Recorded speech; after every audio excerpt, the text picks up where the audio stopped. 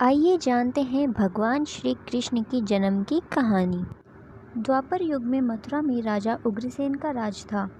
कंस उनका पुत्र था, लेकिन राज्य के लालच में अपने पिता को सिंहासन से उतारकर वह स्वयं राजा बन गया था और अपने पिता को कारागार में डाल दिया। देवकी कंस की चचेरी बहन थी। देवकी का विवाह वासुदेव के साथ हुआ था। कंस के बढ़ते अत्याचारों से पृथ्वी माता बहुत परेशान हुई, तो उन्होंने ब्रह्मदेव से प्रार्थना करी कि वह इस परेशानी से उन्हें मुक्ति दें। ब्रह्मदेव विष्णु भगवान के पास गए और उन्हें पृथ्वी पर अवतरित होने के लिए आग्रह किया। कंस ने अपनी बहन का विवाह पूरे धूमधाम के साथ किया और खुशी से विवाह की सभी रस्मों को निभाया। जब बहन को विदा करने का समय आया तो कंस देवकी और वासुदेव को रथ में बिठाकर स्वयं ही चलाने लगा।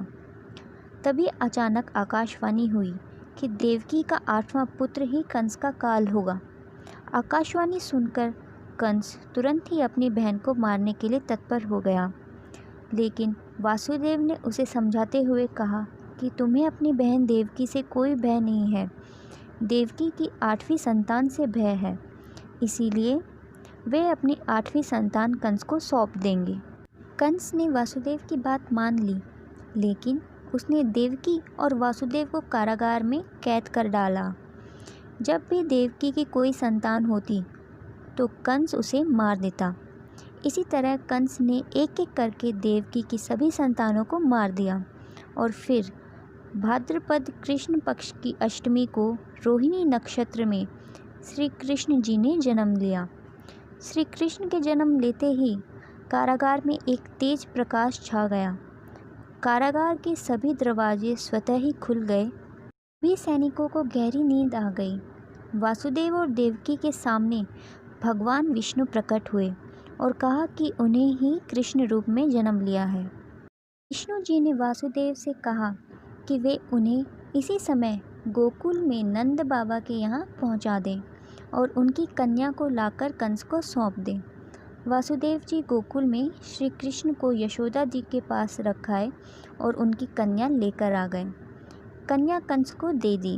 वह कन्या कृष्ण की योग माया थी। जैसे ही कंस ने कन्या को मारने के लिए उसे पकड़ना चाहा, कन्या उसके हाथ से छूटकर आकाश में चली गई और तभी भविष्यवाणी हुई कि कंस को मारने वाले का जन्म हो चुका है और वह गोकुल में पहुंच चुका है। तब से श्री कृष्ण को मारने के लिए कंस ने कई राक्षसों को भेजा, लेकिन बालपन में ही भगवान ने कई लीलाएं रची और सभी राक्षसों का वध कर दिया। जब कंस ने कृष्ण को मथुरा में आमंत्रित किया तो वहां पहुंचकर भगवान श्री कृष्ण ने कंस का वध करके प्रजा को उसके अत्याचारों से मुक्ति दिलाई और उग्रसेन को फिर से राजा बनाया। यह है श्री कृष्ण की जन्म कथा। पौराणिक मान्यताओं के अनुसार श्री कृष्ण जन्माष्टमी का व्रत रखने और विधि विधान पूजा करने पर निसंतान लोगों को संतान सुख का प्राप्ति होती है और अन्य लोगों को जीवन में आनंद प्राप्ति होती है। श्री कृष्ण जन्माष्टमी को रात्रि के समय गीता का पाठ करते हैं, लेकिन श्री कृष्ण जन्माष्टमी के दिन उनकी जन्म गाथा सुनना अवश्य है।